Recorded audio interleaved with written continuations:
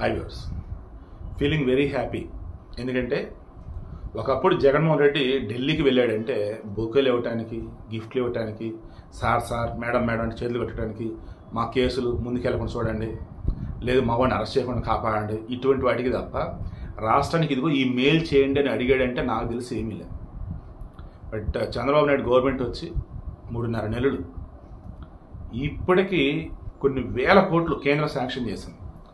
And ప్రాజెక్టుల విషయానికి వస్తే లక్షల కోట్ల ప్రాజెక్టులు అనమాట శాంక్షన్ అయింది. తాజాగా మరలా ఢిల్లీలో ఉన్నాడు కదా, అమరావతి నుంచి ఈ హైదరాబాద్కి గ్రీన్ఫీల్డ్ హైవే అన్నట్టుగా అండ్ ఎక్స్ప్రెస్ హైవే అన్నట్టు. సో అమరావతిని హైదరాబాద్కి కలిపే కనెక్టివిటీ రోడ్డు ఏదైతే ఉందో ఓ రేంజ్లో ఉండబోతా ఉంది.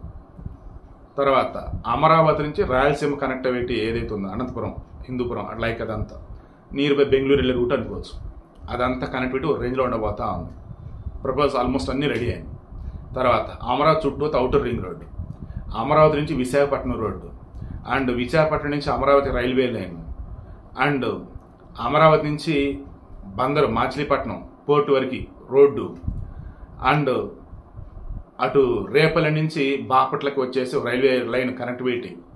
ఇలా నెంబర్ ఆఫ్ అండి రాష్ట్రానికి సంబంధించి మేజర్గా అమరావతికి మాత్రం మార్గదర్శ అనుకోవచ్చు. ఆల్రెడీ వరల్డ్ బ్యాంకు 15,000 కోట్లు ఇవ్వడానికి రెడీ అయిపోయింది. అదంతా కూడా కేంద్రమే బాధ్యత. అండ్ ఆల్రెడీ వరల్డ్ బ్యాంక్ ప్రతినిధులు వచ్చారు, చూసారు, మొత్తం వెళ్ళున్నారు. అండ్ ఆల్రెడీ గతంలో ఏవైతే పునాదులు తీసేసి కొన్ని వర్క్స్ అయితే కొన్ని నడుచున్నాయో అవి మరలా ఉంచాలా, అవి తీసేసి తొలగించి మళ్ళీ కొత్తగా వర్క్ స్టార్ట్ చేయాలేంటి. ఆల్రెడీ ఐఐటి చెన్నై వాళ్ళు రిపోర్ట్స్ కూడా ఇచ్చున్నారు. అండ్ ఇప్పటికీ ఏవైతే దాదాపు 70%, 80%, 90% కంప్లీట్ అయినాయో ఫాస్ట్ అప్ చేస్తున్నారు. అవి త్వరలో కంప్లీట్ అయ్యి ఎవరు కలెక్ట్ చేస్తే వాళ్ళకి ఇచ్చేయబోతున్నారు. సెంట్రల్ గవర్నమెంట్ ఇన్స్టిట్యూషన్స్ ఆల్రెడీ అమరావతిలో స్టార్ట్ కాబోతూ ఉన్నాయి.